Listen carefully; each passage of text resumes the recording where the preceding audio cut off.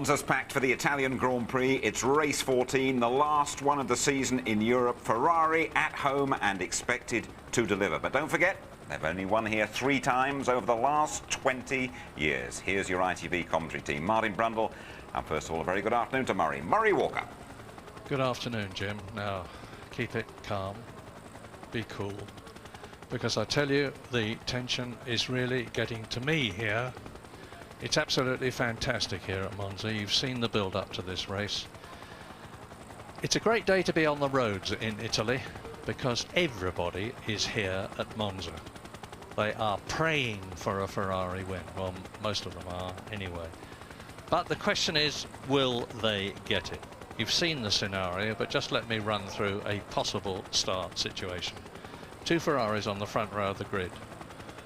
Michael Schumacher still with a championship chance, and very much so. His teammate Rubens Barrichello alongside him.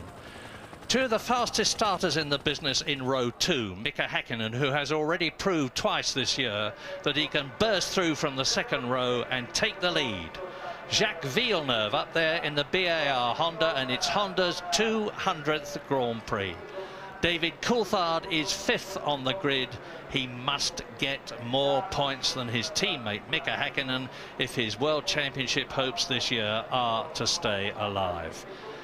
Just down the road, as you've seen with Martin, and they'll be approaching it at nearly 200 miles an hour, notwithstanding the fact that they're going from a standing start. You can see the polystyrene blocks there which are on the old road. They've got to brake and turn in for that first turn at about 60 miles an hour.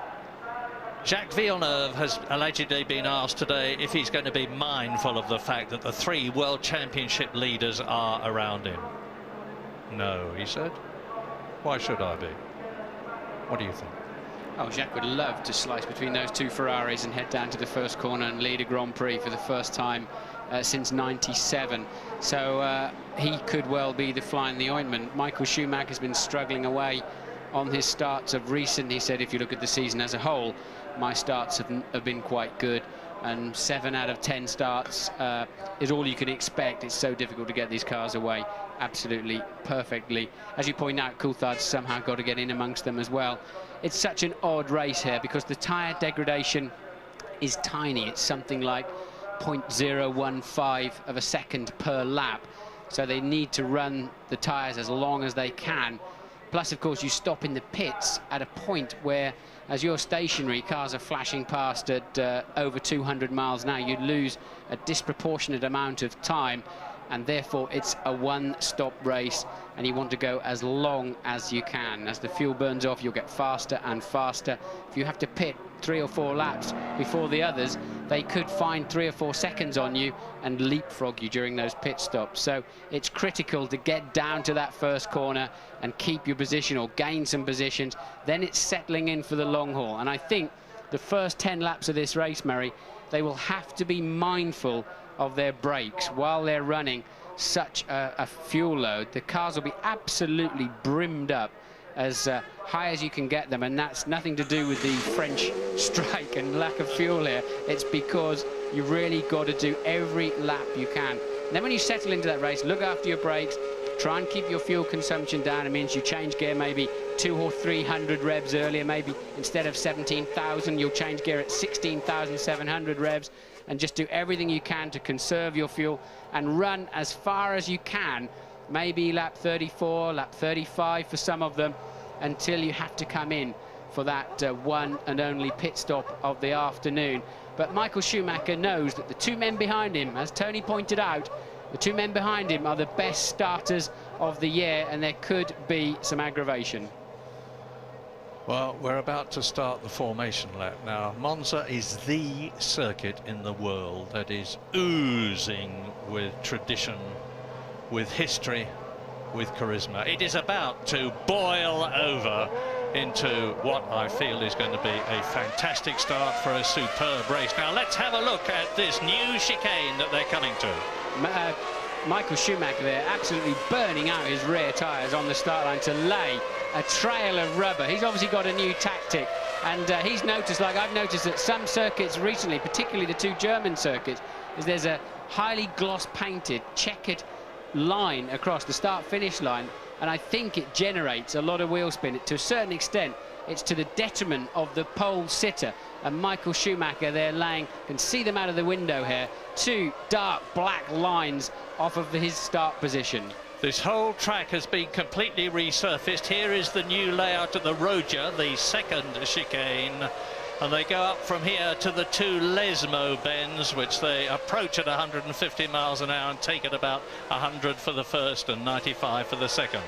Now, if they jump any of those chicanes and it's deemed that they've made up a place or kept a place that they would have otherwise have lost, they will get a 10-second stop-and-go penalty. And I'm led to believe if they go straight on at the first corner and go down the escape route, they will be able to rejoin the race, and providing they haven't made a place, they will not get penalised. But I can tell you, when you're charging into that first corner, knowing exactly who is around you, who exactly you were in front of as you arrived, is not that easy. I think we could see, and it already says on the computer here, incident involving car 15 under investigation by the stewards, and that is Nick Heidfeld. Apparently the mechanics were working on the car on the grid. And you remember what happened to David Coulthard when that happened? He lost World Championship points, so let's hope that doesn't happen for Heidfeld, although, to be fair, he was unlikely to be scoring. Now they're coming through to line up on the grid, riding with Jacques Villeneuve. Now, when this race starts, yes, watch the front rank, watch Michael Schumacher and watch his teammate Rubens Barrichello, but watch this man that you're riding with now, Jacques Villeneuve. He'll be in the second row on the left-hand side of your picture, and alongside him will be the other fast starter, Mika Häkkinen. And what they're doing going to the line, without putting too much energy and heat into the clutch, remember the clutches are about the size of a man's fist. They don't like too many starts or too much energy in first and second gear, but trying to keep those rear tyres as warm as possible whilst riding the brake pedal, keeping some form of heat in those carbon fibre brake discs. Okay, here they come. 22 of them getting into their grid positions. At the back, the two Minardis. Never seen that before. Even the medical car was weaving and warming his tyres up. Now, take a deep breath. You'll see the 5 lights appear. They'll go out. And then, when they go out, the race will start. And it is... Go! Good one, Schumacher. Schumacher's leading up to the chicane. Mika Häkkinen is already ahead of Barrichello. Now this is the crunch point. Are they all going to get through here? Schumacher leads. Häkkinen is in second place. Villeneuve. David Coulthard has come up into third place, and Rubens Barrichello is already down to fifth. And there's one of the Jaguars running wide, has obliterated the polystyrene blocks, rejoins last, and Michael Schumacher is exactly where he wants to be and needs to be, and it's Eddie Irvine in the Jaguar who is the first retirement. And wow, that's the two Jordans and a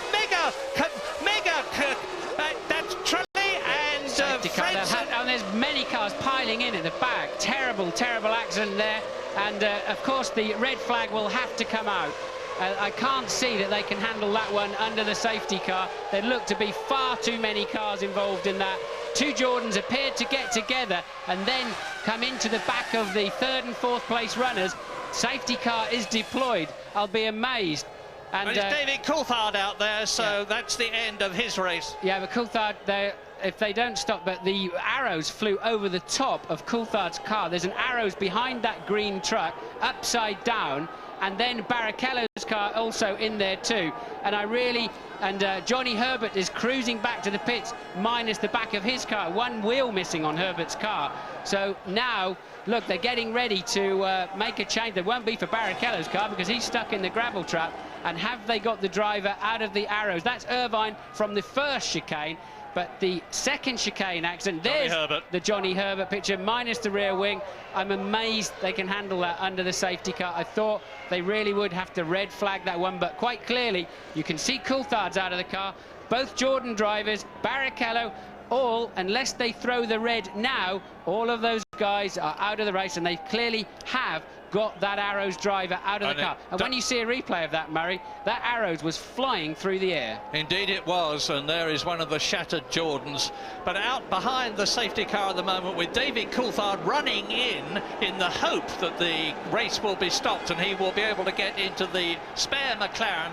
You can see the Arrows and the Ferrari out there. In comes one, it's Riccardo Zonta, but the safety car is still out with Michael Schumacher ahead of Mika Hakkinen. Jacques Villeneuve has started fourth up into third place. Rubens Barrichello is perfectly okay, so is David Coulthard, so is Eddie Irvine, so that is very good news. We wait to hear about Hans Harold Frentzen and Jarno Trulli, but that effectively, I fear, destroys David Coulthard's hopes of the World Championship this year. That's Della Rosa that's upside down there, and I think I only got a glimpse of it, but I think it was the two Arrows, the two Jordans getting together with Barrichello. Coulthard was in front of them. Barrichello had a poor start, backed up Villeneuve and backed up the two Jordans down the right-hand side of the grid. And look, they were all very well behaved in the first corner, because actually Barrichello's bad start, and it was at the back end that there was carnage, with Eddie Irvine just failing, and a lot of cars scampering there, look, across the grass. Now that Arrows is way down the field. Now here we go, look, it's Barrichello squeezes the two Jordans together, who then run into Coulthard. Now watch closely, in the dust you will see an Arrows who was way down the field end up flashing through the air. It's amazing it hasn't hit Coulthard. Look, there it goes. It's absolutely amazing it hasn't hit Coulthard on the head. And here we are with Jacques Villeneuve. Now look at the carnage in front of him as the BAR goes over. Now he's probably come into the pits to. And look at the wheels bouncing everywhere. There's debris everywhere. But now we are on the second lap. I haven't seen the safety car go past because, like you, I've been looking at the pictures. But here is Michael Schumacher in the Ferrari, turning into the Roja, followed by Mika Hakkinen. Long gap. Look at those wheels flying everywhere. This is a replay, and they're all rolling. That's the Arrows. Right. Oh, wow, that landed on top of Barrichello and Coulthard. Della Rosa ran into the back of Johnny Herbert. They got together at the back of the field, having a separate accident that ended up on top of the first accident, and now they're obviously attending to somebody down there. If it's anybody, it's going to be Della Rosa. I'm just wondering whether it's the stretcher that I see with the red markings, or whether it's a marshal. Now here we go for a practice start. The Michael Schumacher got away. Oh, no, that was they're showing the wrong practice start there. That was the warm-up lap. Here we go with the start proper. And look, Barrichello away very slowly, which penned up the right-hand side of the grid and left Coulthard a clear run. And, of course, now the front end of the grid are pretty well spread out, so not the drama we expected. There's Irvine getting together with a Prost and a Benetton. Cars scampering across the green apron on the inside. And later on now, somehow, one of those Della Rosa's Arrows is going to run into the back of Johnny Herbert and collect up the first accident. So now, the fact that they've now completed 2 laps, Murray, means if they red flag the race, which they will not do now, it would be a 2-part race. It's only if they red flag the race before the end of the second lap is it a complete reset and a restart. So all of those people, all of the drivers you saw walking around at the first chicane are out of the race. Right, so now this is the situation on lap 3 out of 53 as the stricken Ferrari of Rubens Barrichello is craned off the circuit. Michael Schumacher, there he is ahead of Mika Hakkinen. A restart is in effect going to be a rolling one. Jacques Villeneuve is third. Ralf Schumacher has come up from 7th on the grid to 4th in the race in the Williams BMW. Giancarlo Fisichella is up into 5th position, and I fear that is Della Rosa. I don't know, let me emphasise, but if it's anybody, it's likely to be Pedro Della Rosa, and he's being attended to by Professor Sid Watkins, who is the FIA's resident doctor. Is that a marshal? Well, I was wondering if it was a marshal earlier on, because it looks as though he's in the orange overalls. But we wait for information about Pedro de la Rosa. Lap 4. Yeah, I think I saw a bib, a marshal's bib on, and well, we all saw those wheels and bodywork flying all over the place down there.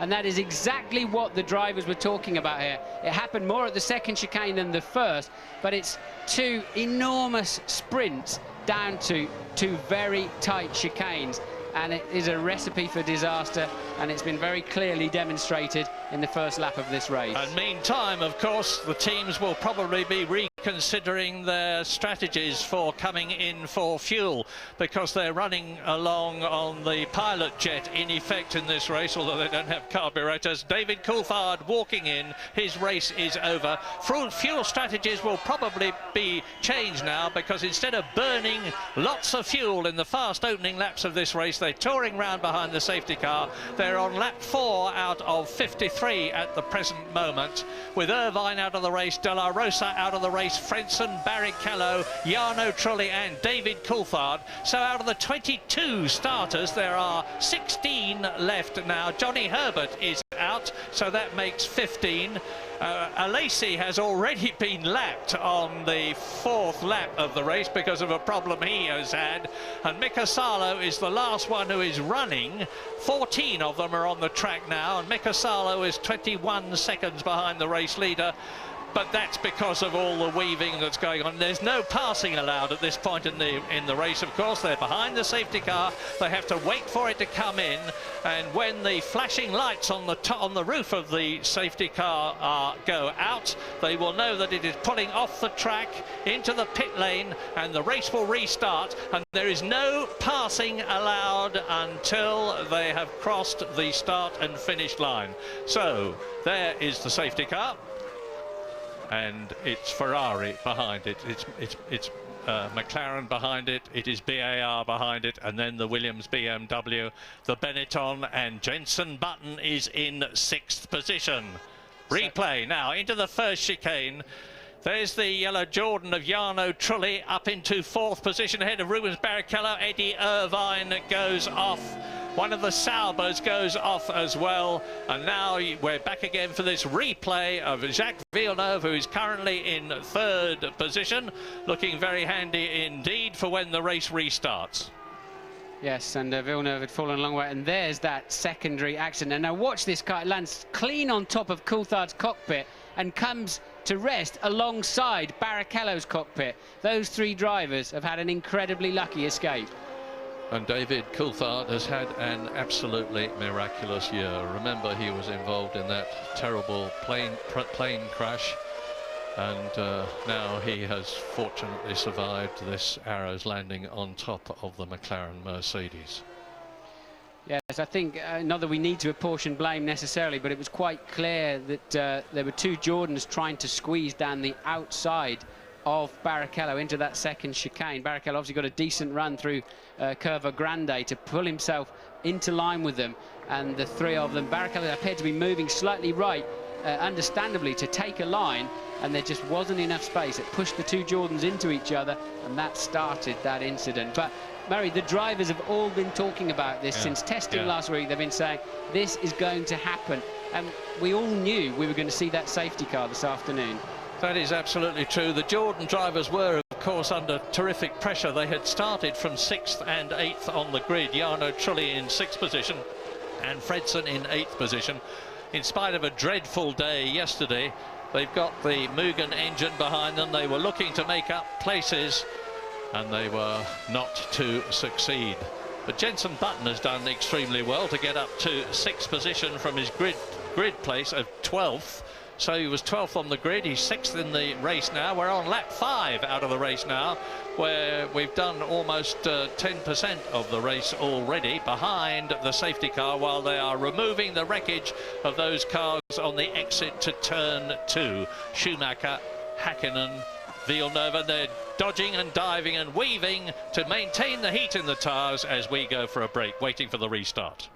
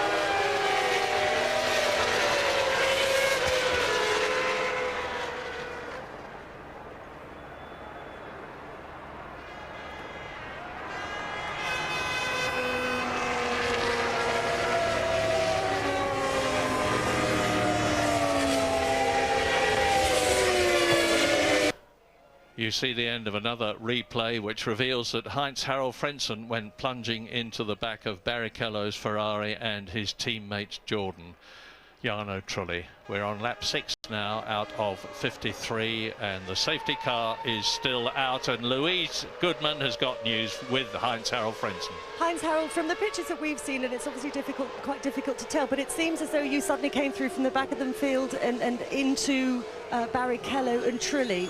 Was that what happened? More or less it was what happened. I just tried to overtake Barrichello and went down on the inside, and he for some reason braked very early, and I couldn't really turn and go on the left to overtake him, and so we hit each other. And in this moment I felt as well a back from behind. Somebody was as well pushing me forward as well. Pretty disastrous day for Jordan, really. Well, it is, yeah. I'm very disappointed for that, and also for Jarno. We wanted to score some points here on this race. Very sad. Thanks. Well, Jordan 5th in the Constructors' Championship. There are the two broken Jordans and David Coulthard's McLaren Mercedes. They'll be taking no further part in the race, nor will their drivers. And we're now on the 7th lap out of 53, and you can see there is still enormous activity. This is the exit to the Rogia, which is the second chicane as they accelerate away towards the Lesmos. Of course, we had that very long shot from a high camera of a man, we assume a man beside the track. It appeared to be a marshal. We hope he's okay. So whether he was hit by debris or whether the moment was a stressful moment or whatever, but I think the ambulance is down there at the moment to help the marshal. Louise Goodman is with David. David, it looks like you were a real loser in that situation. It was through none of your own fault. Thank you very much. That word will stick in my head, Louise. Thank you. Yes, you're right. The worst scenario for me. It just happened one corner later, really, than maybe we all expected an incident. I made a great start. I was really pleased with the way that went. I knew Jarno was behind me. I made it quite clear I was covering the inside going into the second chicane. Talked to him afterwards, and he said he wasn't going to go down the inside, so everything was looking good. The downside, of course, is the concertina effect, and then I think Heinz triggered off an incident and took us all up. Probably the last thing you want to hear, but this is really disastrous for your World Championship, isn't it? Yeah, that's it, finito.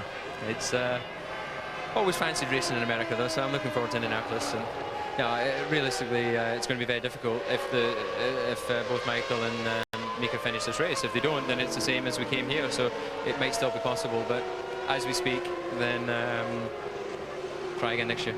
Thanks, David.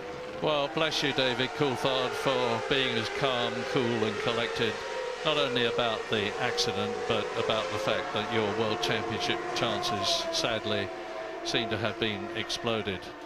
Richly deserved by David, but it looks as though it's not to be. But as he rightly said, there's a long way to go in this race. We're on lap 8 and we're still behind the safety car, but there are still a lot of laps left. Now, Mika Häkkinen is, in my opinion, in a very strong position.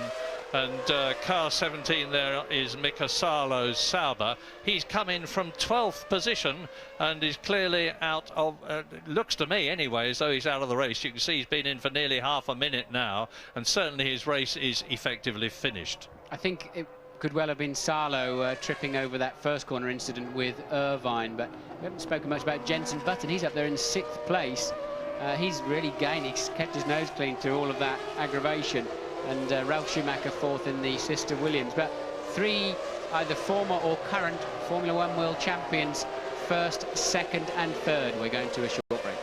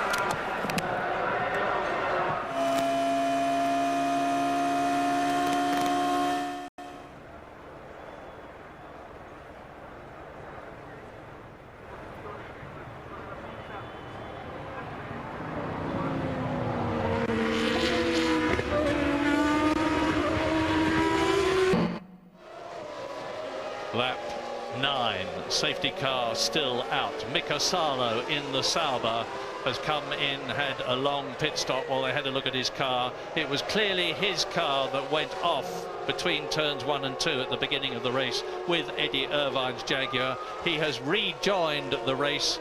There are therefore 15 out of the 22 cars ducking and diving and weaving there behind the safety car, still in the race on lap 9, and that is obviously what we have been waiting for, the ambulance to remove someone who has been injured. Now, who the someone is, I'm sorry, I cannot tell you. I suspect, and I emphasize that I do suspect, I don't know, I suspect that it is a marshal.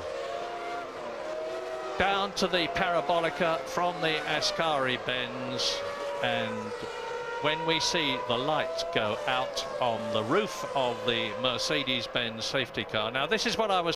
he will be coming into the pit lane and the race will restart. Now, this is what I was talking about, debris on the track.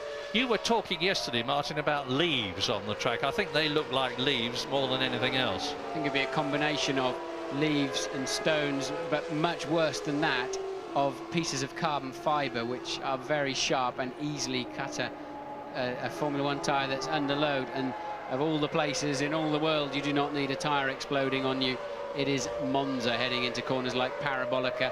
And what happens on these high-speed circuits, initially the tyre grows a little bit when it has a puncture because it's getting so hot and you don't feel the immediate effect, and then the tyre bursts and throws you off the road. So what we've been waiting for, the cars are now cleared, the ambulance is clearing the circuit. No news yet on the safety car coming in according to the screen here, but just to let you know, out of the race are Johnny Herbert, David Coulthard, Jarno Trulli, Rubens Barrichello, Heinz-Harald Frentzen, Pedro Della Rosa and Eddie Irvine. So it's Michael Schumacher leading the race behind the safety car. I notice Schumi keeps giving the safety car a bit of a prod along. Hurry up. And we're hearing from our pit team that the drivers are complaining about the amount of debris still remaining on the racetrack. Yeah, very, very worrying indeed for them. They've seen what happens, and of course there is a situation now where quickly as the safety car is going, and it's going jolly quick, it's got I think a 5.4 litre V8 engine in it, and it doesn't half stomp along. But even so, it's crawling as far as the Formula 1 cars are concerned. There is always the danger that the tyre temperatures will go down, as a result of which the grip will not be as good, and as a result of which too the ride height of the cars themselves can be altered, and that can be a major problem for them. So we're now just about 1/5 of the way through the race. I'm just racking my brains. I cannot remember the safety car in a race being out for as long as this, because this is the 10th lap out of 53 that it's been out. So look, get the positions in your mind for the rolling start that's going to happen. The Scarlet Ferrari in the lead, of course, is Michael Schumacher. The silver and black car behind him is Mika Häkkinen. There's the mainly white BAR with the Honda engine of Jacques Villeneuve. The white and blue Williams of Ralf Schumacher is in 4th place. Giancarlo Fisichella, who has had 2 massive crashes in the last 2 weeks, one but in the warm-up for the Belgian Grand Prix 2 weeks ago, and one here at Monza in testing, is in 5th position. Jenson Button, the 2nd Williams, is in 6th position. Only one constructor has got 2 cars in the top 6 at the moment, and that's Williams. Alexander Wurz, the Austrian, is in 7th place in the 2nd Benetton, ahead of Jos Verstappen, who went extremely quickly in the warm-up this morning. Marc Genet is 9th in the Minardi, ahead of Nick Heidfeld in the Prost, who is in 10th position, followed by Mazzacane in the Minardi, Deniz, Zonta, Mika Salo, who has rejoined the race, and Jean Alesi, who is running last and has been lapped. Safety car in this lap. This race is about to restart. They're at the far end of the racetrack, so quite a long way to go yet. And now they really need to build up some speed. The pressures of those tyres need to be 17, 17.5 as a minimum, PSI that is. I bet they're down there at 13 or 14 at the moment. The cars will ride a bit lower, the tyres will not give the grip they should, and the and Schumacher will be very eager. I'm sure he's going to make himself a gap now. He needs to start backing away from that safety car so he can have a sprint and pick up some temperatures. Lap 11 out of 53. And Michael Schumacher will be looking to sprint away from Mika Häkkinen. Mika Häkkinen will be watching the Ferrari ahead very closely indeed to try to get to grips with it and get through and take the lead.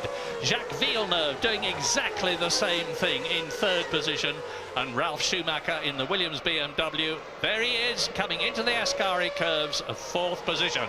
So if you've just joined us, if you're waiting for this restart, to remind you, some incidents in the first corner at the tail end of the field, and then a massive incident nearer the front when Frentzen got into the back of teammate Trulli in the Jordan and Barrichello taking Coulthard with them, and a third accident where Della Rosa went clean through the back of Johnny Herbert's Jaguar and barrel rolled. And look, there's Jenson Button. As Jenson Button was warming his tyres up, and then not realising that the concertina had happened in front of him. He's got to let Fisichella back through. Good thinking there, Jenson, but he did whack the barrier. Yeah, and Michael Schumacher, I think, was going slow and holding him up, and the race has now restarted up to the chicane on the rolling lap. Lap 12 out of 53, and Schumacher leads Häkkinen. Villeneuve is in third place. Ralf Schumacher is still in fourth position, and out of the race goes Jenson Button as a result of that coming together when he was trying to warm up his tyres and got involved with a minor collision there. Not minor as far as he was concerned, because he is out of the Italian Grand Prix. Let's have a look at it and see what happened. There you see, he goes straight off into the Armco. Now, I think if there was fault, I suspect that you could put it at Michael Schumacher's door, because he was slowing right down, as a result of which the field bunched up unexpectedly as far as Button was concerned. Remember, he's very new to this Grand Prix racing stuff. It's only his 14th race, and Schumacher is still leading. Now, no signs of change at the present moment. Ferrari, McLaren, BAR, and then behind Ralf Schumacher in fifth position, it's Fisichella, and his teammate Alexander Wurz is up there, notwithstanding the fact that he's had a terrible time in qualifying and the practice sessions. Let's hope his luck changes in this race. Down to the Parabolica, they're approaching it at 210 miles an hour. Yes, I was about to say, and that green crane that just came across the front there, I would imagine is for Button's car to clear it out of the way. I was about to say, the whole of the British hopes remain now on Jenson Button's shoulders this afternoon, because Herbert, Irvine and Coulthard out of the race, and Jenson got caught out there. He was just putting on a sprint at the same time that Michael Schumacher was backing the pack up. Schumacher was always going to do that. He had to do that to make himself some space to scamper. Jenson a little bit unlucky, but one of those lessons you learn the painfully hard way. Well, let's look at the points positions. One Ferrari, and there it is, Michael Schumacher. Rubens Barrichello out of the race. One McLaren, Mika Häkkinen second place. David Coulthard out of the race. Villeneuve is in the race in third position, and his teammate Ricardo Zonta is down in 10th position. Fourth is Ralf Schumacher. The other Williams BMW Button is out of it. Both the Benettons are still running. Fisichella is fifth, Wurz is seventh, and Jos Verstappen in the arrows goes up into the points as a result of Button going out. Now, here it is. This is Zonta passing Heidfeld for what is now 9th place. So that was back down the field as you were talking, Murray, and a move there early on by Zonta, who was the fastest man in the warm-up. So former world champion Michael Schumacher in the lead from current world champion Mika Häkkinen, who's 1.4 seconds behind, but 1.1 seconds ahead of another former world champion, Jacques Villeneuve. And now let's start thinking about strategy. Michael Schumacher is lapping nearly a second a lap faster than Mika Häkkinen at the moment. I do not for one moment think that that means that he's on a two-stop strategy. He'll be stopping, I should think, round about lap 35 in this race. David Coulthard last year was as late as lap 36, and look at the orange arrows there of Jos Verstappen in 6th position, starting to challenge Fisichella in front of him. Sauber straight on. Salo for the second time this afternoon, going down the escape road. He needs to come out behind his teammate. That's where he went into that chicane. I was amazed when Michael Schumacher braked into the first chicane. Here's Salo. Now, he can rejoin in front of the other Sauber, correction, but will he get there in time? Apparently, it's very slow through these polystyrene blocks, and Denitz will be already hard on the accelerator. But I was amazed when Schumacher, Michael that is, came into the first chicane, just how much brake dust was coming out of the front wheels of that Ferrari, and it's going to be a long afternoon. But the pattern has been recently, the Ferrari has been using its tyres harder than the McLaren at the previous racetrack, the last 4 or 5 races, but this is a low tyre wear, low tyre degradation circuit, as we pointed out earlier. Well, there are 2 fights on the track at the moment for 5th position between Fisichella and Verstappen, and between Zonta and Wurz, who is... There they are, there is Zonta coming through and taking Wurz. Zonta dives out of the slipstream of the Benetton as they go into the Parabolica and moves up a place as Michael Schumacher comes down the start and finish straight into the chicane. He's leading now by 2.6 seconds, and Verstappen having a go. Verstappen dives through, so the places are starting to change. We're with the Fisichella car now, and Jos Verstappen in the arrows has moved up into 5th position. 2 potential World Championship points for the Dutchman. Here's the move now, look, Verstappen's cracked up the inside into the braking zone. We saw him in the Canadian Grand Prix, stunning on the brakes and able to turn in without too much drama, and he really does take that position nicely. Of course, the safety car scenario, Murray, will have helped them a lot, and is that... VAR out now, is it? It's on Villeneuve. So up into 3rd place goes Ralf Schumacher. To 4th position goes Verstappen. To 5th goes Fisichella. And to 6th position goes Zonta. Both the BARs are in the points. Engine failure. There he is out. So that's the first, the lead of the 2 BARs out of the points, and Alexander Wurz benefits from this. But what you're looking at now confirms that there are 2 people in the World Championship. Michael Schumacher, who is currently 4 points ahead of Häkkinen if he finishes in the order that he's in now, but there's a long way to go. Schumacher leads Häkkinen, Ralf Schumacher into 3rd position. Right, Zonta appears to be on a lighter fuel load. He's now lining up Fisichella for his next target. Verstappen has indeed moved up into 4th place. But I was started to say before we saw that shot of Villeneuve pulling off the racetrack that the 10 laps or so they did under the safety car would give them quite a margin for fuel consumption and particularly brake wear. So it's played into their hands in that respect. And here I think we're watching the Benetton trying to... now, and Zonta's just gone straight down the outside, look. Yeah. Now, I'm really delighted to see this with Ricardo Zonta moving up through the field.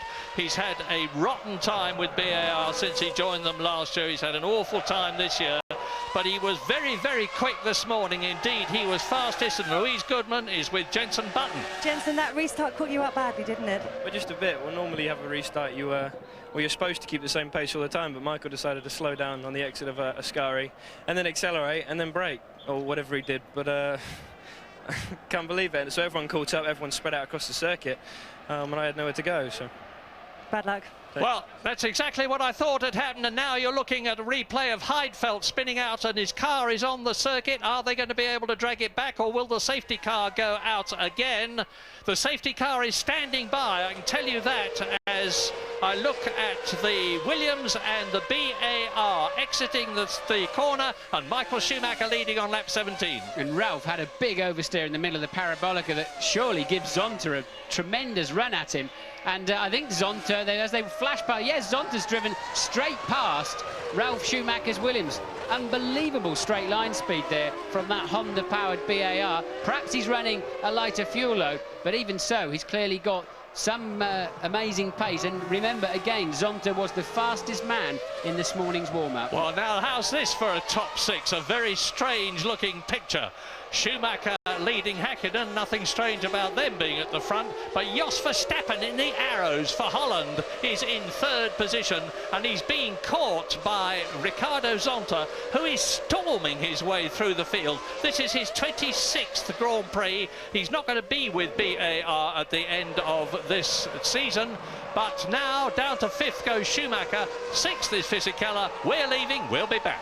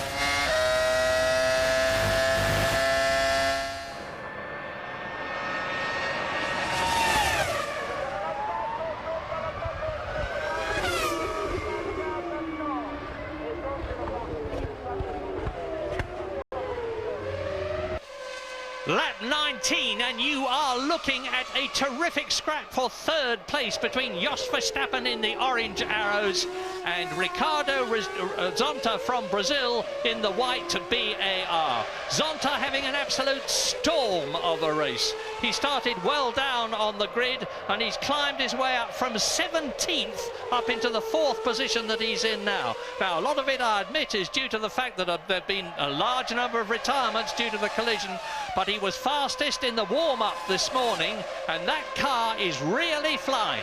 Yes, the problem he's got now, I'd say again, Verstappen and Zonta, easily the two fastest cars through every speed trap on the track, and he cannot just whistle cleanly past that arrows. I think Zonta has the fastest car. I wouldn't be at all surprised to find that these two drivers stop earlier than the others, but Zonta there not able to just whistle past Verstappen like he did, for example, Ralf Schumacher, both Benettons, but now he's a little bit closer coming out of the Parabolica, and will he pick up enough of a tow? Look, he just cannot quite edge up. It's going to be a big brave move at the end, and he really is not near enough this time around. And Jos Verstappen is not a man to be intimidated, a very gritty, determined Dutchman, and being in the position of standing on a step of the podium is something that he has only enjoyed twice in his life before when he was with Benetton. He's not going to give up easily, but Ricardo Zonta, driving like he's never driven before in a Formula One race, is pushing him very hard indeed. We've heard, incidentally, I'm sorry to tell you,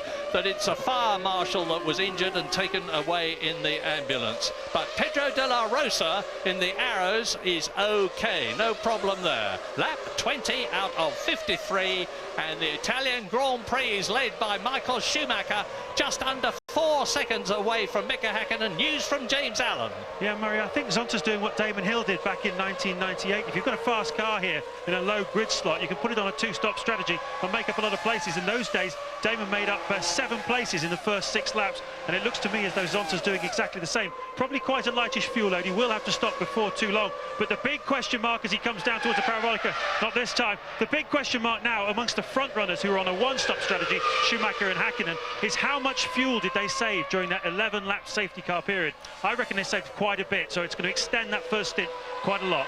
Yes, the teams know exactly how much they save from, and look, Zonta really has got in the slipstream this time, and I believe he's stronger on the brakes at the end too, so Zonta should easily take this place, and does indeed move into third, but then moves in too far. He's gone a little bit wide on the way in, and they do somehow not touch on the way out. Very skillful driving there from Zonta and Verstappen, and now Zonta, I believe, will pull away from that arrows. Fine bit of driving by both the Brazilian and the Dutchman, and remember what I said, Jos Verstappen is not going to give up. He's been caught and he's been passed, yes, but he's going to try and fight back. And there's a strong battle behind them between Ralf Schumacher and Giancarlo Fisichella in respectively the Williams and the Benetton for 5th position, and it's just as close as this battle between Zonta and Verstappen is, and now that is widening. The gap between the BAR and the arrows is getting bigger and bigger. There is Ralf Schumacher, 5th position.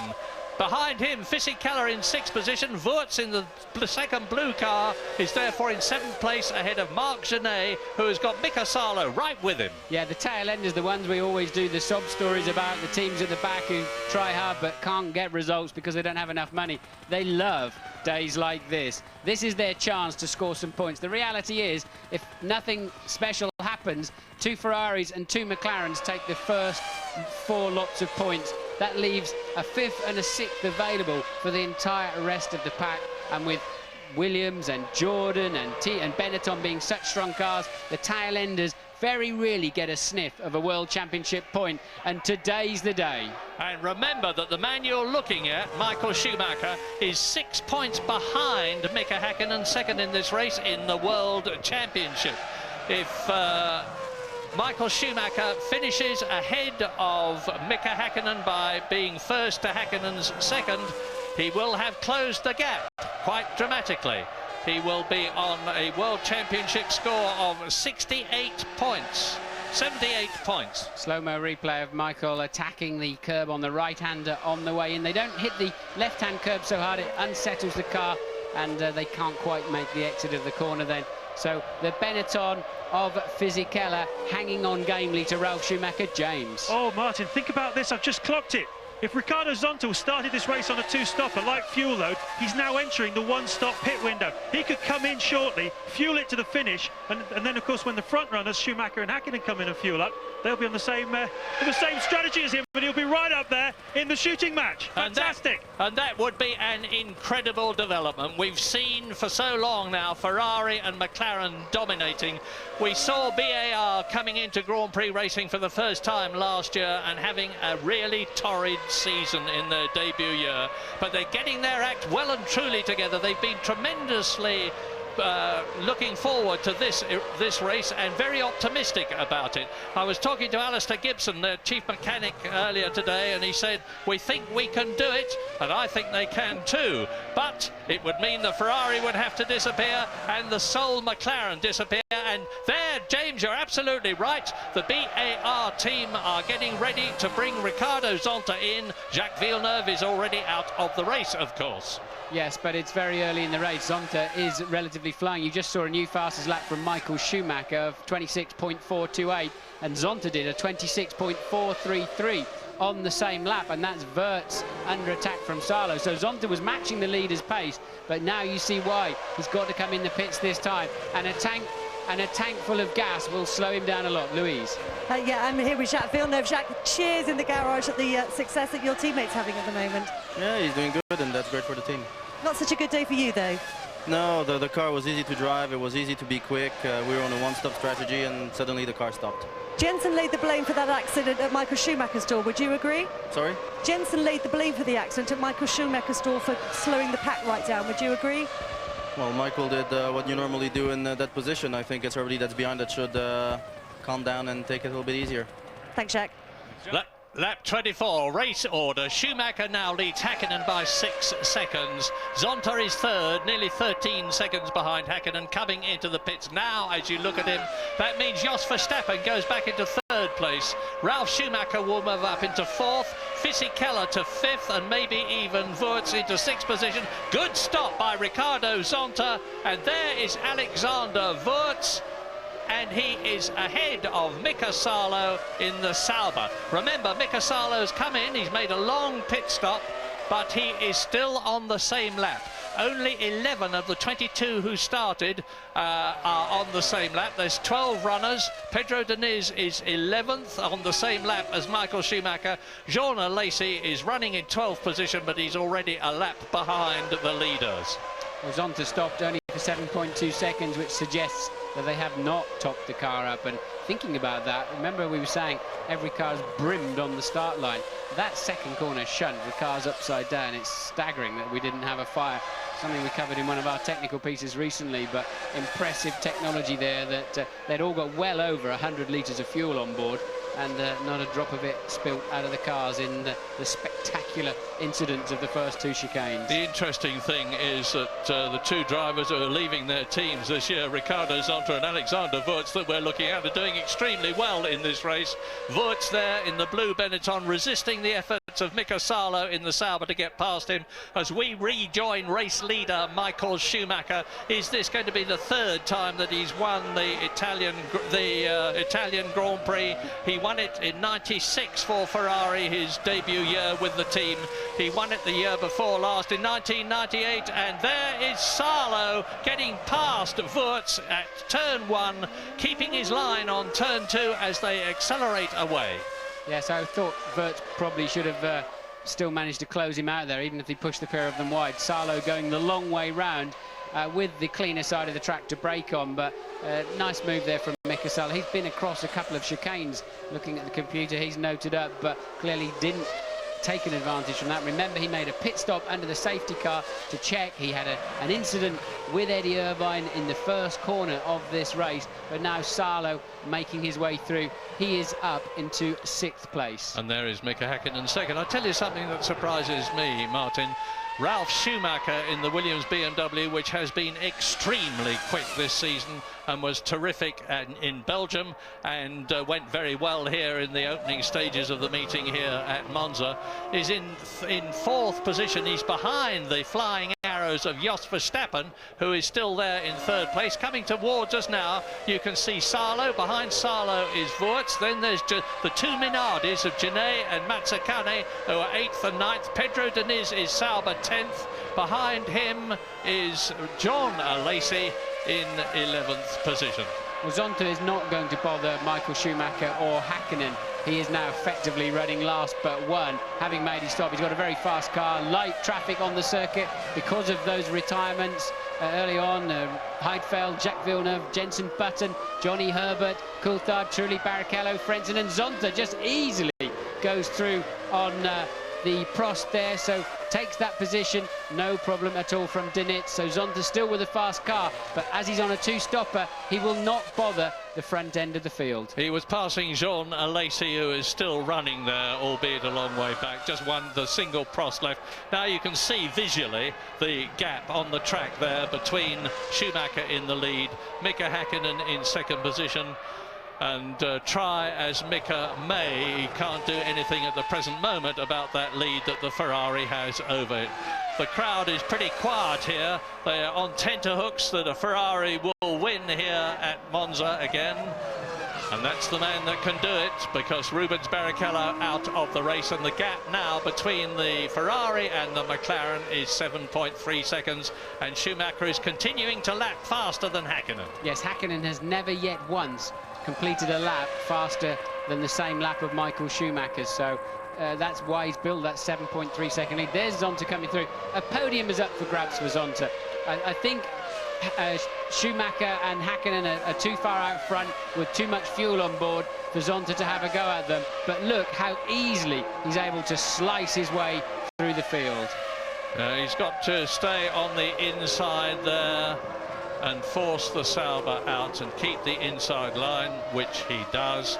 It would be very ironic, I must say, if the first podium for the BAR team is occupied by Ricardo Zonta rather than Jacques Villeneuve, because the Canadian is very much their lead driver in terms of experience, ability and income, of course. But Zonta doing a fine job at the present moment. Lap 27 out of 53.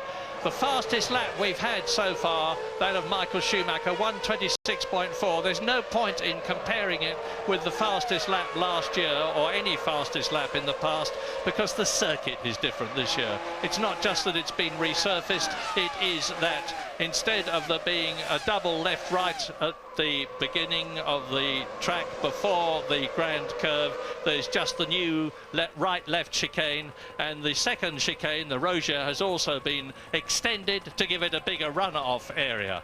We're leaving Monza, but we will, of course, be returning.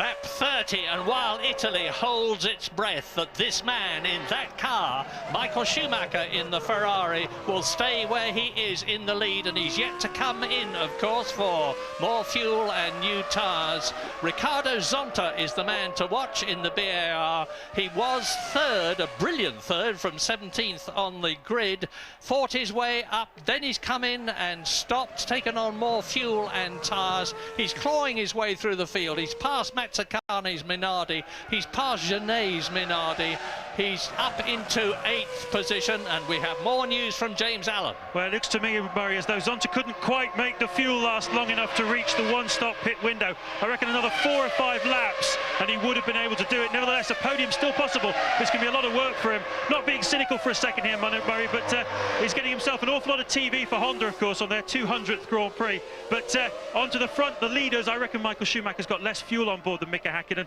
I reckon Michael's going to stop before too long, next 2 or 3 laps, and I think Häkkinen's going to go about 3 or 4 laps longer on the stint.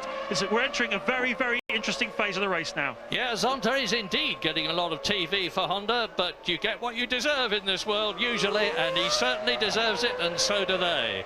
Michael Schumacher, lap 30, is 8 seconds ahead of Mika Häkkinen, and although we haven't seen anything of the orange arrows of Jos Verstappen at the present moment, it is looking at the present moment, provided he can finish, that he's going to be on the podium, because he is in great shape.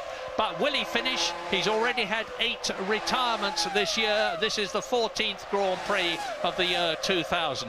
And you saw Zonta there pulling away, and now you look at the Sauber and Jean Alesi in the Prost, that very, very gallant French Sicilian, who will be continuing, we hope, with Prost next season, and they, we believe, are going to have Ferrari power in 2000. New fastest lap then for Michael Schumacher. Remember, we said tyre degradation virtually nil, but as the fuel load comes down and down, the track cleans up, rubbers in even more, despite the running through the weekend. Michael Schumacher now on a 26.00, well over half a second faster than Mika Häkkinen. The lead now up to 8.5 seconds. Alesi, I couldn't quite work out why he was around De Nitz, because he's not racing him really. He's actually a lap behind already before this, which seems as if it's a scheduled stop, Murray. Yeah, the most Grand Prix by any Formula One driver, Riccardo Patrese, 256 of them. This is Jean Alesi's 181st Grand Prix. He's driven in more than any other current driver, including, of course, Michael Schumacher, who crosses the line now. He is into his 32nd lap. He's still got to come in and take on fuel and tyres, but all the time the gap between him and Mika Häkkinen is increasing. Now, if Schumacher wins and if Häkkinen is second, the gap between the two of them in the World Championship, with Mika Häkkinen still in the lead, would be reduced to 2 points, with 3 Grand Prix still to come. And Indianapolis in America, that we're looking forward to so much, in 2 weeks' time. Then to Suzuka in Japan and Sepang in Malaysia on October the 22nd. It's going to be a real cliffhanger of a World Championship. Yes, blue flags are out already for Mazzacani to tell him the lead Ferrari is bearing down on him. Yeah, I suspect the Italian marshals will not be at all slow to show blue flags to anybody that's in the way of Michael Schumacher and Ferrari. It's done on computer mostly, the information to them. There's a line every 200 metres, a centre every 200 metres of this racetrack, and the computer works out the relative positions of all of the cars, and then a little blue dot comes up on a screen, and then the information is given out to the marshals by radio. Mazzacani is still ahead of the Ferrari, but Schumacher should clear him easily without cost down the pit straight. The star of the race for me is not only really Zonta, but more so even Verstappen, up there in 3rd place, 18 seconds behind Häkkinen, and he clearly has got quite a fuel load on. And look, Mazzacani is not making it at all easy for Michael Schumacher, and they both lost time. That was pathetic driving there. Yeah, and no indication of irritation or annoyance or anger from Michael Schumacher. He sort of metaphorically shrugs his shoulders and says, what can you expect? And on he goes. And there's confirmation. Look at this replay. Now, Mazzacane should have yielded by then. He'd been shown blue flags, but he held on until the very last moment, forced Schumacher wide, and into the pits comes Jos Verstappen from 3rd place. Now, Ralf Schumacher, as I say that, goes through into 3rd position, but of course he has not stopped. Indeed, Jos Verstappen is the first of the current top 6 to stop for more fuel and tyres. This is lap 33 out of 53. Not a bad stop there. I think they probably would have liked another second off of that, but Verstappen was 6.1 seconds ahead of Ralf Schumacher when he made that stop.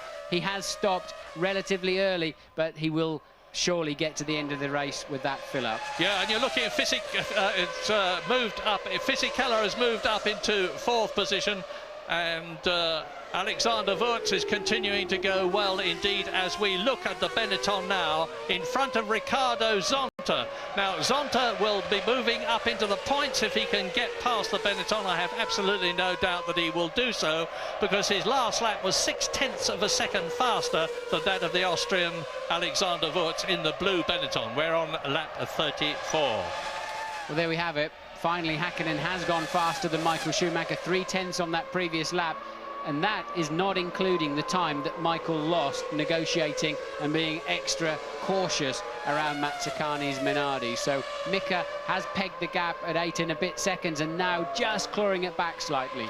And Jos Verstappen there ahead of Pedro Diniz is down to 8th position.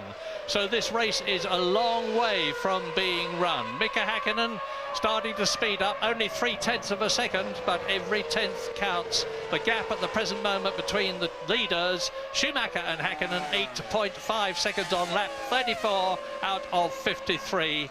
And Ricardo Zonta has a look from behind the Benetton. The door is firmly but politely closed in his face by Alexander Wurz, and into the pits comes the Minardi of Marc Genet from 9th position. Now, he was about 2 seconds behind Diniz. He was 16 seconds ahead of Mika Salo. Salo in 10th position. And here is Michael Schumacher thundering down the straight into the chicane to take and pass Jean Alesi, who has already been lapped. Yes, and I think I saw Jean doing the right thing, just getting off the racing line. If you're that far behind, you don't make the race leader go down the dirty line of the racetrack. You blend in and let him go through and save yourself both some time. And Alesi doing that. Zonta getting out of shape under braking, losing a little bit of ground there to Wurz. So Zonta then, as you can see, lost quite a lot of ground through Ascari, just locking up the rear slightly on the way in and having to correct the car. Well, let me tell you a bit about Ricardo Zonta. He lost 4 races last year when he crashed in practice for the Brazilian Grand Prix and hurt his foot quite badly, had to recover from that. But this is a man who has been test driver for McLaren, and he may well go back to being test driver for McLaren next year. Now that Olivier Panis is going to be driving for the BAR team next year. He is their current test driver. And then Zonta was Formula 3000 champion and the Mercedes-Benz GT champion, so he comes very highly recommended. As inside the Minardi goes Schumacher, there is Häkkinen, who has already now lapped, as of course has Michael Schumacher. Mazzacane, we're on lap 35, just coming through to lap 36, and my goodness, they are staying out late. Yes, all of the drivers involved in the first 2 corner incidents have been called to the stewards after the event. So even though they all escaped with some pretty lucky not to have serious injury there, but it will not be any surprise to any of them. They will not be heading for their jets at the airport and looking forward to the next race. They know they have. If you're involved in an incident, a major incident of any kind, you always have to stay at the track. And I even left the circuit once to go to the airport and was dragged back to the racetrack when Gerhard Berger ran into me in the Canadian Grand Prix. Actually hauled me out as I was checking in, and I had to go back and give my side of the story, even though I was not at fault. and that's a requirement on the day. So none of the drivers will be surprised, but Zonta may be surprised. He cannot clear this car of Wirtz. Remember, though, Wirtz has a lower fuel load. Now Zonta trying to go the long way round, and Wirtz closing him down. Battling for 5th position on lap 36. And since Zonta has been in and Wirtz has not, I think it's inevitable that their places are going to change. Here is Michael Schumacher. 40 times a winner already. A most incredible record this man has got. Over 50% of the Grand Prix that he has finished in, he has been on the podium in 1st, 2nd or 3rd position. Is this going to be his 3rd Italian Grand Prix win? Well, he's on lap 37. 53 laps altogether, but he's still got to come in and refuel. He's still got to have those tyres changed, and so behind him has Mika Häkkinen, who has now lost time again to Michael Schumacher. He's lapped some half a second slower than the German on the previous lap. Yes, Michael Schumacher had 2 bad laps clearing the traffic, and he's responded immediately with that new fastest lap of 1:25.6. So Michael Schumacher does appear to have a bit of speed available to him should he need it later on in the race, and he'll be very comfortable with that 9.5 second lead. There's nothing Häkkinen can do with the size of his fuel tank, and that's Zonta in for actually the 3rd time this afternoon. In the murky depths of my mind, I remember seeing a BAR with a punctured front right. I think he pitted under the safety car earlier, and we know he's pitted once for fuel already, so he did a short middle stint.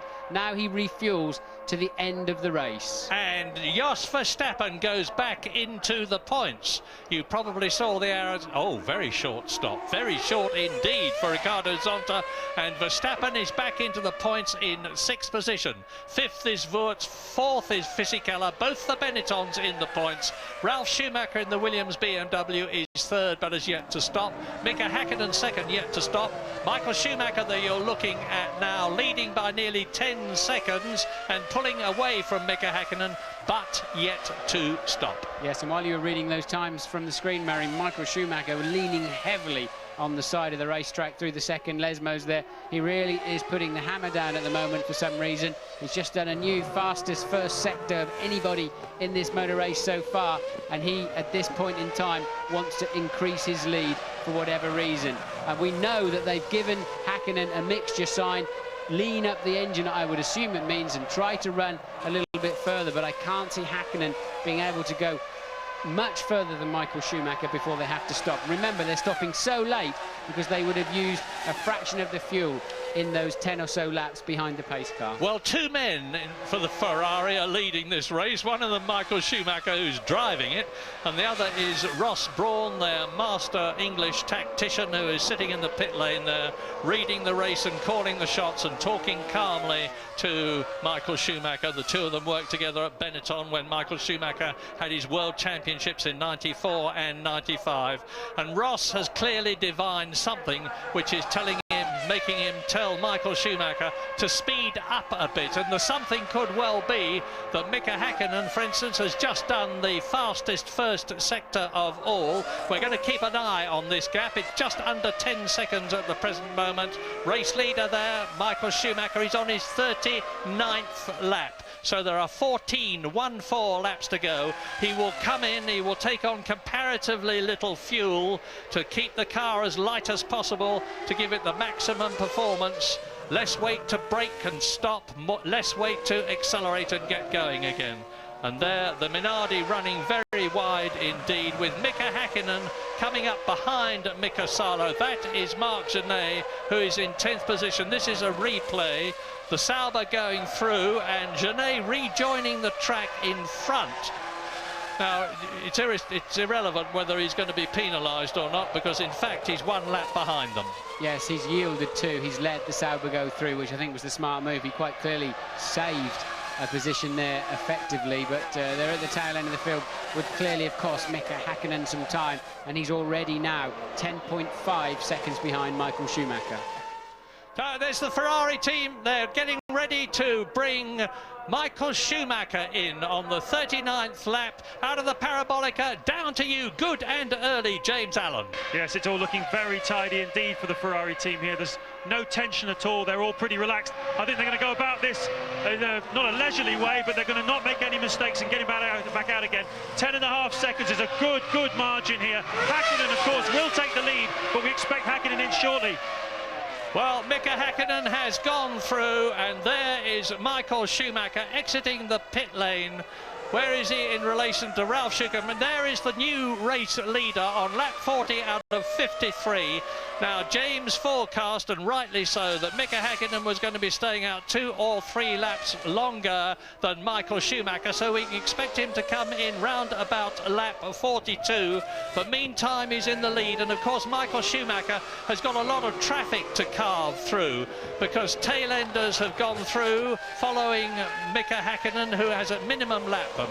But now, on the 40th lap out of 53, it's the Flying Finn at the front of the Italian Grand Prix at Monza. He has never won this race, and you just caught a flash of Michael Schumacher there. He's down to well down, because he's just got ahead of Mazzacane, who is in 11th position, but had been lapped, so Michael Schumacher is stretching away from the Minardi. Lap 40 into the Ascari curves. Well, remember, they're already 39 laps into this race, so they'll all be, or should be, very short pit stops. In fact, 7.2 was relatively leisurely, really, for the amount of fuel that's got to go into the end of the race. Michael Schumacher, I think they were cautious. There's a couple of seconds I think they could have had they have chosen to do, but that 10.5 second lead, we now know exactly why Michael Schumacher put that 3 or 4 lap sprint in after having trouble through the back markers. Obviously his pit stop was imminent, and he needed to ensure he had a comfortable margin over this man Mika Häkkinen, and I can't see any reason why Häkkinen can take that full amount of 10.5 back, but I think he'll have some of it, Murray. Yeah, so do I. Let's just remind you, in case you've only just joined us, what happened at the beginning of this race to decimate the entry. Eddie Irvine ran wide in the Jaguar and went out of the race at the first corner, but much more importantly, a gigantic collision involving David Coulthard, Jarno Trulli, Rubens Barrichello, Heinz-Harald Frentzen and Pedro de la Rosa took all of them out. And I'm glad to say that none of them were hurt. Very damaged motor cars, of course, but that reduced things. Then Jenson Button went out when Michael Schumacher slowed the field so much, waiting for the safety car to pull off, that there was a minor bent Button had to run wide and hit the Armco, so out of the race he went. Jacques Villeneuve has retired, and Nick Heidfeld is out of the race. John Lacey is running 12th, 2 laps down, and Mazzacane, Genet and Deniz have similarly, up to 9th position, been lapped. Only 8 cars are on the same lap. Mika Häkkinen, there he is, leading, and he is decreasing his lap time, increasing his speed, with the knowledge that Michael Schumacher has been in for his 1 pit stop, and that Mika Häkkinen must now really go for it. He's not going to be helped if the Sauber in front of him doesn't move over and let him through. Yes, remember, and I'm sure he'll be remembering, although they've actually effectively taken that corner away now, Häkkinen had an easy lead here last year and hooked first gear, made a simple mistake and threw himself out of this race. He'll be mindful of that, but he must press on now, otherwise Michael Schumacher has this race in the bag, barring any mechanical problems. With 11 laps to go, Michael Schumacher 5 times a winner this year, Mika Häkkinen 4 times a winner this year. But Mika has been absolutely mega in the last 4 races. He won in Austria, 2nd in Germany, victories again in Hungary and Belgium, and out go the McLaren mechanics to get Mika Häkkinen in for his stop as the Finn exits the Ascari curves, goes at 210 miles an hour down towards the Parabolica, slows down to 110, accelerates away. He will dive into the pit lane now, and this stop is crucial. James Allen.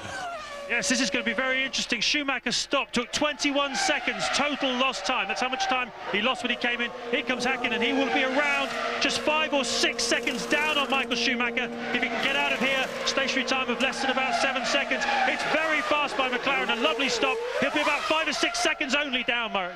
Now let's have a look. There is Schumacher, and in the background you see Häkkinen exiting the pit lane as Schumacher dives past the Prost and puts it between between himself and the second place man now, Mika Häkkinen. So it's down to the last few laps.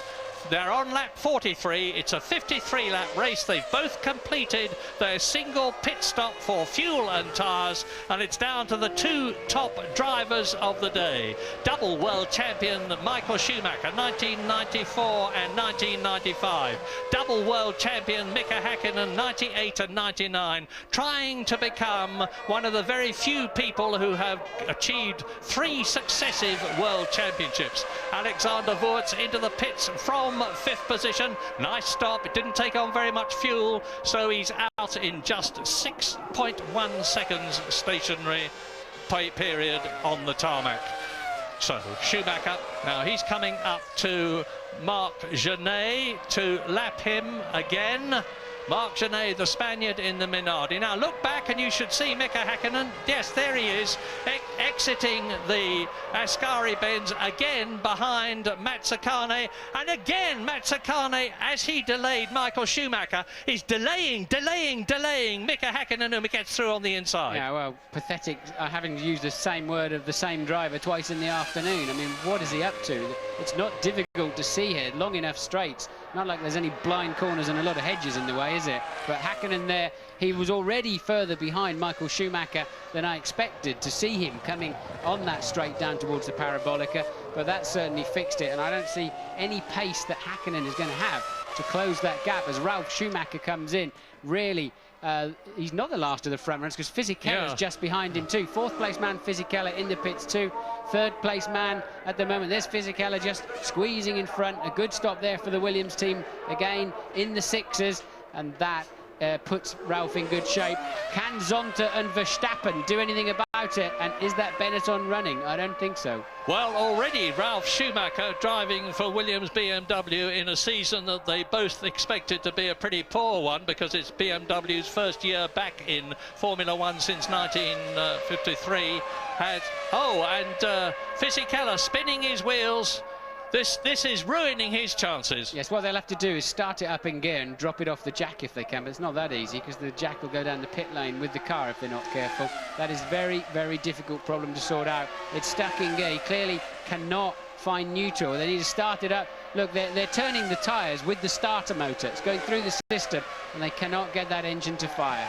And we've already seen Johnny Herbert, when he was with Benetton, sprinting out of the pit lane with the jack still attached to him. Fortunately disconnected, but this is terrible news for Giancarlo Fisichella. He's losing points. Now he's got to hit the neutral button, and now he should be able to pull a gear and away. So what happens, he stalled it, and he stalled it again. He's lost the clutch. So Fisichella there, unable to get away, and he's got to hit the neutral button within a couple of seconds while there's some residual energy in the system, and clearly he's not able to do that. Well, and this is something, of course, you can't practice for. They can practice to replace a nose and a wing, and they can practice, as they do, until they're blue in the face, to replace tyres and refuel, but you can't practice for this. And Fisichella is staggering out of the pits. He just manages to engage a gear, and remember, there's a mandatory speed limit, but now the order is on lap 55, and you watch this replay of Fisichella for heaven's sake, start me, start me, start me. But the position's on lap 45 out of 53, coming towards us, race leader Michael Schumacher, who is now 11 seconds ahead of Mika Häkkinen. Ralf Schumacher looks as though he's going to retain that 3rd place ahead of Jos Verstappen. Alexander Wurz is 5th in the points. Ricardo Zonta. We're going for a break.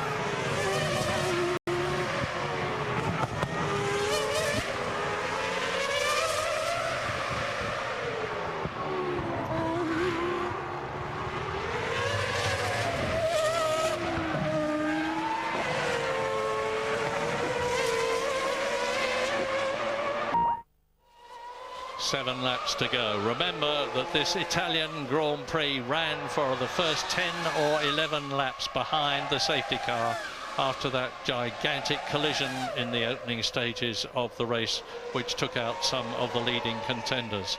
But at the present moment, it is certainly looking very good indeed for the man you've just been looking at, Michael Schumacher. We're looking down now at Mika Häkkinen. So they're on their 47th lap now in this 53-lap race, with a gap of just under 10 seconds between them. Mika Häkkinen made up a bit of time, like half a second on the previous lap.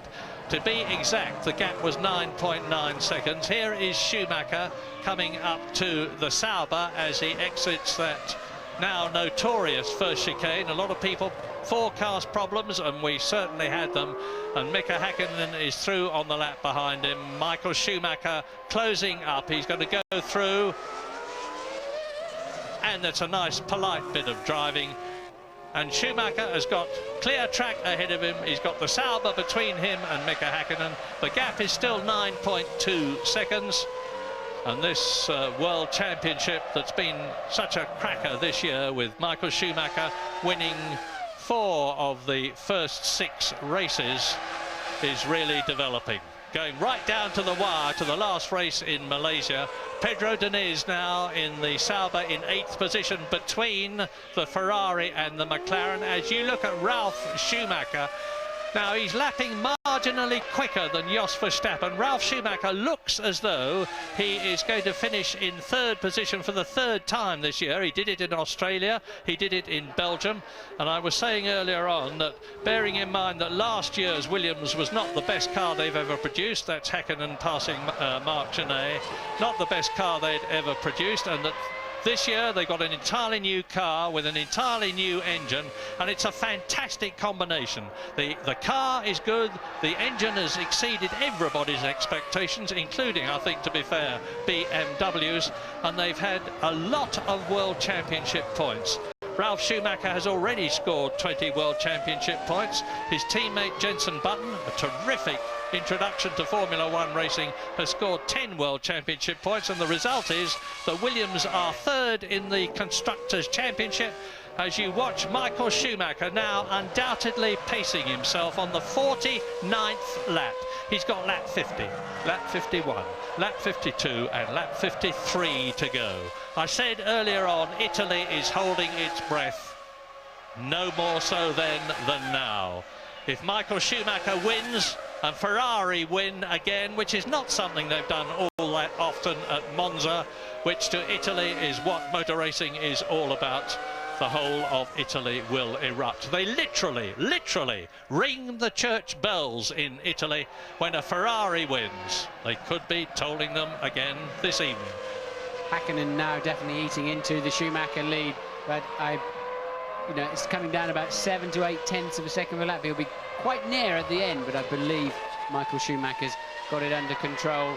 Can't see any problems, and there's the sign that Häkkinen's about to see. You need binoculars here to see your pit board. It's such a long way away from the side of the racetrack, and that gap is now down to 7.6 seconds. So, of course, the information Häkkinen gets, unless they tell him over the radio, it's always a lap wrong, out of sync, really. But now down to 7.6 seconds. That was Häkkinen's fastest lap of the race, and he is homing in on Michael. He can put as much pressure as he can, trying to force a problem from Michael, or his brakes or something like that. But Häkkinen, really, I don't think he can pull that 7.6 out and overtake the Ferrari. No. Michael has led this race from start to finish. Neither do I. Ralf Schumacher is 3rd, 6 seconds ahead of Verstappen. Arrows look as though they're going to be well and truly in the points. Not if the Wurz there is in 5th position, closing up on Jos Verstappen's arrows. You can see the gap. Ricardo Zonta for BAR looks as though he's going to get another World Championship point. Certainly not that podium, which, when we didn't know the fuel strategies, it looked as though he might be achieving this race. Lap 50 then. And behind Zonta, it's Salo in 7th place. His teammate Pedro Diniz in the 2nd Sauber is 8th. Marc Genet and Mazzacane are 9th and 10th in the Minardis. Fisichella is staggering around a lap down after that terrible pit stop that he had. And Jorna Lacey is still running 12th out of the 22 who started, 10 retirements, and he is 2 laps behind the leader, who is now coming up to Mika Salo, and Mika Häkkinen has just made the fastest lap of the race. He's not giving up, he's really going for it. He is coming up to Pedro Diniz, so the 2 leaders are both closing up on a Sauber. Yes, so the gap down to 6.2 seconds then with that new fastest lap of Häkkinen, and that really is eating into that lead, isn't it? But he's still got the traffic to clear. You just saw Michael go through the foreground there, and Häkkinen having to work pretty hard, but cleanly through into the second chicane, and now he'll be able to see Michael Schumacher just half a straight ahead of him when he gets out of the second of these 2 Lesmo corners, and that will certainly fire him up. But is there enough time left? I don't think so. But I wonder also if Verstappen's got a bit of a problem in 4th place, because Wirtz took a lot of time out of him on the previous lap, and they're now shaping up for a good fight for 4th place. Zonta not really able to make inroads into Wirtz, and he's in 6th. Well, I have to tell you, I was forecasting that Häkkinen would win this race before it started. Ferrari are having a bit of a renaissance here in Italy. They didn't have the best of races in Belgium or Hungary, because although Michael Schumacher was second in both races, he was beaten and well and truly by Mika Häkkinen. Now we're into the 52nd lap in this 53-lap race. Michael Schumacher obviously thinks he's in control. I'm not going to say he is, because that could be quite the wrong thing to say at this stage of the race. But 5.9 seconds is the gap on lap 52 with 1 lap to go after this. Yes, you can't help feel that Michael's playing a little bit. Saw him taking a rip-off off his visor, going down into Parabolica on the previous lap, clearly picking up a lot of dirt and debris as he's lapping these cars. But no signs, and there's Häkkinen, ever closer look. Must be less than 5.9 seconds now. But as you said, Murray, just 1.5 laps to go. Yeah, one of the all-time Grand Prix cliches is catching is one thing, passing another, and that would certainly apply if Mika Häkkinen actually caught Michael Schumacher, who's coming into the Ascari curves now for the 52nd and last time. Because if Mika Häkkinen was sitting on the gearbox of the Ferrari, there wouldn't be a repeat here, I think, of the situation we had in Belgium when he so brilliantly took the lead from the Ferrari coming up to Les Combes, and they both lapped Ricardo Zonta. Michael Schumacher is now out of the Parabolica, down the start and finish straight, over the line very shortly to start his 53rd and last lap as Mika Häkkinen follows him through. There is the leader into the chicane. Turn 1, turn 2. So Michael Schumacher, he won in Australia, he won in Brazil. Then his 3rd victory of the year was the San Marino Grand Prix, followed by the European Grand Prix and the Canadian Grand Prix, and it really does now look as though it's going to be his 6th Grand Prix victory of the year, as Verstappen has got Wirtz right behind him, 4th and 5th. Yeah, that's actually Fisichella, who of course had that very long pit stop and is out of position. Maybe I don't think Verstappen, unless his radio's gone down, will think it's he may think it's Wirtz, but it's not. Wirtz is actually 7 seconds down the road. It's a recovering Fisichella, who's currently down in 11th place and a lap behind. Michael Schumacher looks in his mirror to see whether Mika Häkkinen is there. He is there, but he's far enough back for Michael to be able to pace himself home to victory at Monza. He won in 96, he won in 98.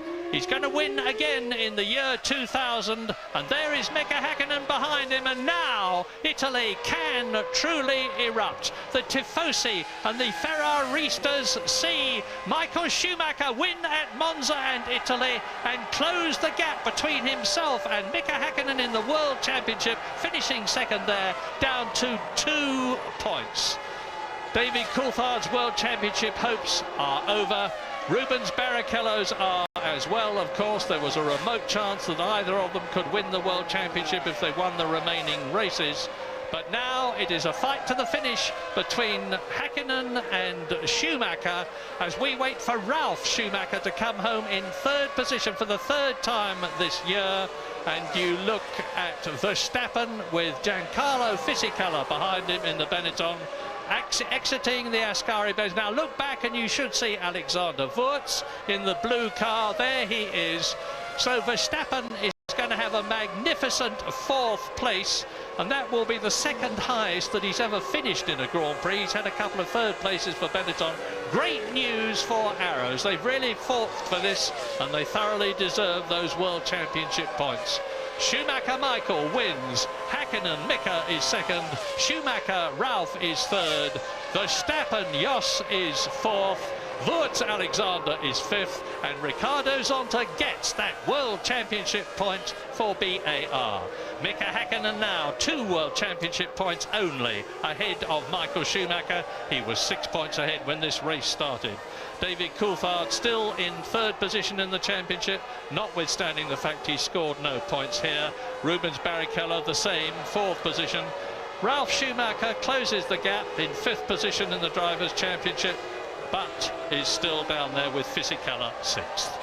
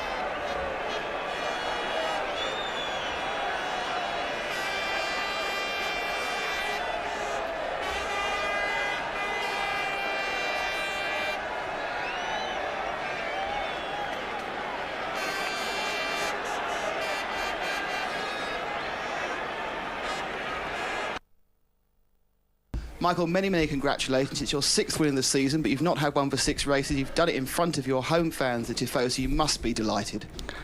Yeah, I think delighted is the wrong word. I have no vocabulary for anything higher than that. I'm sorry, but I'm just happy. I'm just exhausted, and yeah. I'm not sure if you're aware, but this is your 41st victory, which puts you in equal second all-time with Ayrton Senna. Do those records mean a lot to you? Yes, it does mean a lot to me. Sorry.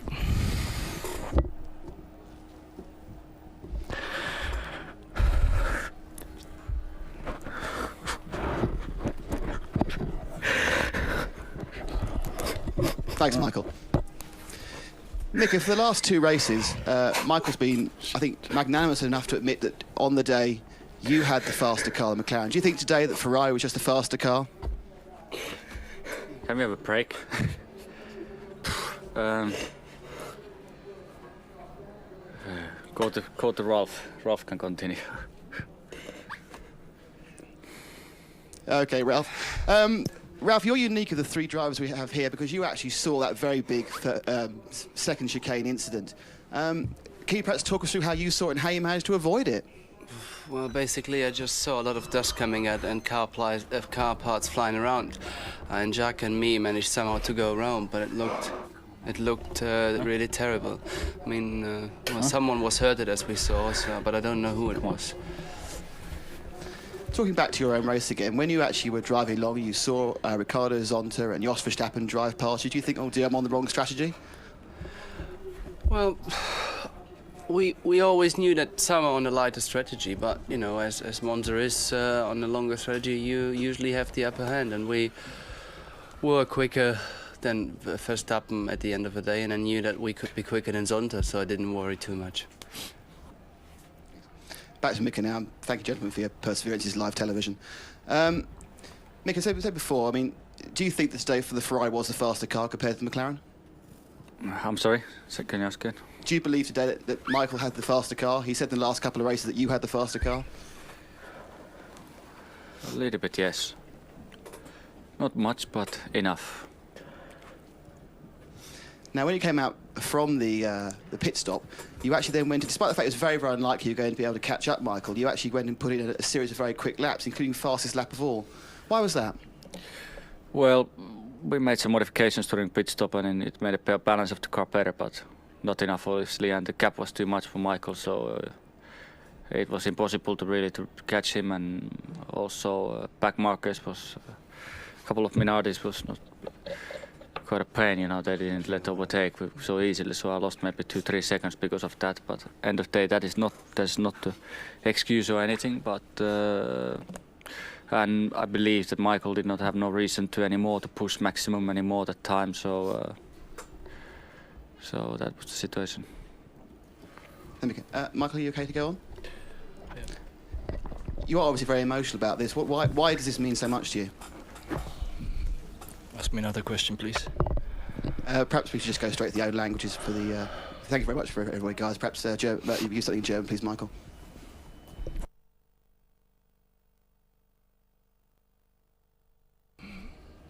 Dankeschön an alle, die das heute möglich gemacht haben. Natürlich das Team im Vordergrund. Sorry, mir fällt nicht viel ein heute. Mika. No ei tässä tietysti tarvitse turha pettynyt olla, koska tällä hetkellä vielä johdetaan mestaruutta ja luonnollisesti niin tässä on vielä kilpailuja paljon edessä. Ja jatkettava maksimaalista keskittymistä ja oltava rauhallinen ja löydettävä hyvät säädöt ja rytmit seuraaviin viimeisiin kilpailuihin, ja mä uskon, että sen avulla me pystytään saavuttamaan se, mitä me tähdätäänkin, mutta niin kuin sanottu, niin